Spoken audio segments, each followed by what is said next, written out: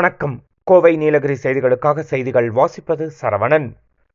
கூடலூரில் பிரதான சாலையில் 10 அடி தூரத்தில் யானை விழுந்து எழுந்து ஓடி உயிர் தப்பிய இளைஞர்கள்.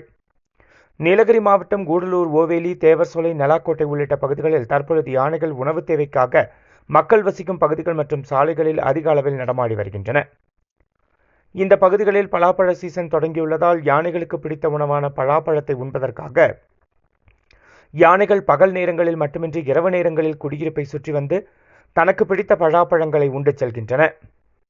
இந்த நிலையில் கூடலூர் நகராட்சிக்கு உட்பட்ட புத்தூர் வயல் செல்லக்கூடிய முக்கிய சாலையில் சமரிட்டன் என்ற தனியார் மருத்துவமனை அருகில் இரவு 10 மணி அளவில் யானை ஒன்று நடமாடியது.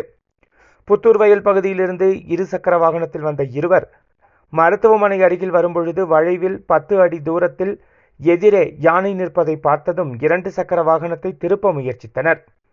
அவர்களை பார்த்த யானை தாக்குவதற்காக முற்பட்ட போது அவர்கள் இருசக்கர வாகனத்தை அங்கே விட்டுவிட்டு விழுந்து எழுந்து ஓடி உயிர் தப்பினர்.